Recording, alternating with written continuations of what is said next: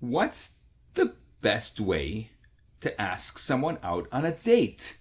What's the best way to ask someone out on a date? Just like that. Like, no context. No, like, I'm bad at dating, good at dating, nothing. I've ever dated before. Nothing. What's a good way to ask someone out on a date?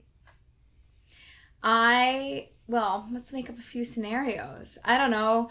You're at a singles event. You're meeting lots of people in the room. You find somebody that, catches your eye. And you go over and you schmooze and you hang out. I would give, like, a compliment. Something they said. Oh, that was really insightful. I'd love to hear more. Would you, like to go out? Or can I take you out? Or I'd love to take you out. Something like that. Like something. Yeah, like, don't, it could be like, oh, you look nice. It could be something physical about them, but it's even deeper if you can say in response to something that they said that touched your heart, not just touched your eye. Doesn't that seem a little bit, No, like, I want to learn a little more about you. Like, isn't it like a little cheesy? I don't think, I like cheesy and you like cheesy, so we're not a good judge of cheesy. But I would say, when I appreciate something you said, like, that's fascinating, I'd love to learn more about that. Like, you want to grab a cup of coffee? That's so genuine to me. Now, let me press in a little bit. He didn't like my answer. No, I did like it. Are you the woman or the man? And is there a difference? Okay, you're not going to like this answer. No, there's no difference. Oh, I like that answer. Oh! Surprise! I agree. By the way. Oh, good. By the way. Oh, we agree on this? We agree on a lot. We agree on this? I have 3 women that have asked their men if they'll marry them, and they've all said yes. Okay, I'm on my 3rd now. Okay, now I don't usually take it that far, but I like that. I think I'm going to adopt that. Well, they come to me, they're like, I'm waiting. What are you waiting for? Just ask him? Buy him a watch, get down on a knee, and ask him. And it worked all 3 times. And he said yes. All right, well, if you have 3 times the luck, then it's a good thing. It's my 3rd time. It just happened, another one. I'm going to use that. Because there's so many women. They're waiting. I like that. They're waiting and waiting. And sometimes the guys, they don't get it. And he's your guy. Right.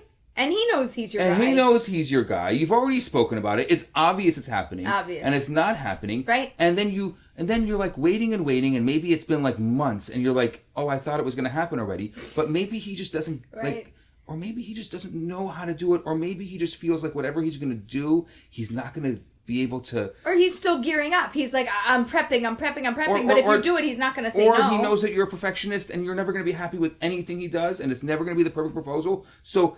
You just do it. You just do it, and it'll be perfect for you, because you'll do it.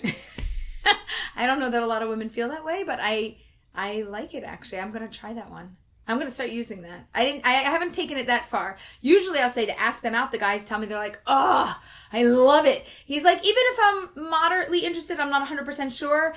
I love it that they ask me out because I know they're interested. So it's not going to be a rejection. There's no guessing game. No guessing and no rejection. Like, a sigh of relief. Okay, now, you might ask somebody out if you're a woman and he might say no, but you're going to have to just suck it up and deal. And that's just what it is. That is what happens when you put yourself out there. It's a game.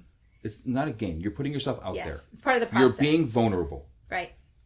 Relationships need vulnerability. Right. So someone's going to have to be vulnerable. Right. And you want the relationship, so you're going to be vulnerable in this moment. And vulnerability will lead to success or rejection. Okay. So you have to prep yourself for rejection. But the answer is that either side should just do it and just say it. But I'm saying add like a compliment of some sort. The compliment is not for the sake of the compliment. It's for the point of connection. So if I can make a point of connection between us and I can say, oh, I'd love to follow up about that and let's go out. It just gives me like a lead in. It's like a pathway to getting to the next step. It's like a reason, it's like, well, I'd love to, why do you want to go out? Well, because I want to go out. And why do you want to go out with me? Because I want to go out with you. That's it. It's that simple. Do you know about that, by the way? The because? You just throw because in and it makes everything fine and you don't even have to explain anything. Like, can I get in front of you because I need to get in line.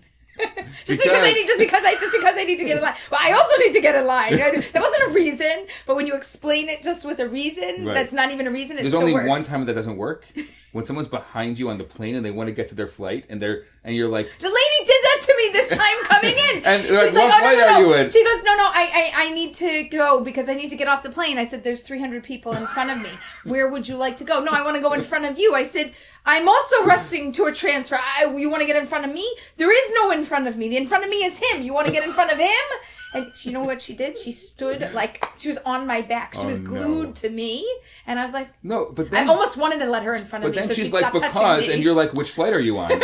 And then I you did. say, I said it. and you're like, "I'm on the same flight." We were going on the same flight. And then, well, and you want to get in front of me because you're going to be on the same flight, as if your part of the plane is going to get there faster than my part of the plane. And you're going to have to wait for me to get on the plane, even if you make the transfer, and I'm going to come too. So that works besides that one. Okay, case. fine.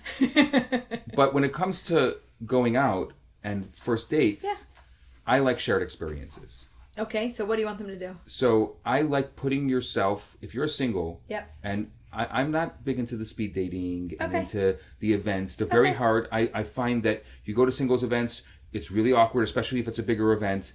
And it's good for extroverts. It's great for extroverts, but the introverts, it's siloed. It's siloed. A lot of people stay with their people. Yes. So you came in with your people and you leave with your people. And you basically did nothing. You just window shopped, basically. Listen, a lot of relationships and things come out of events, so I'm not going to poo-poo events, So but you're talking about dating and shared experiences. No, I'm not only dating and shared experience. To meet someone, I'd rather, like, more volunteer. Like, go volunteer somewhere, and there'll be other singles there, or maybe... And then ask them out. Because like, after this project, let's go grab a cup of Joe. Exactly. Much easier, right? That's a much easier transition than, like, hey, what's up? Hey, what's up, says the rabbi. Bad dating advice. Don't say, hey, what's up.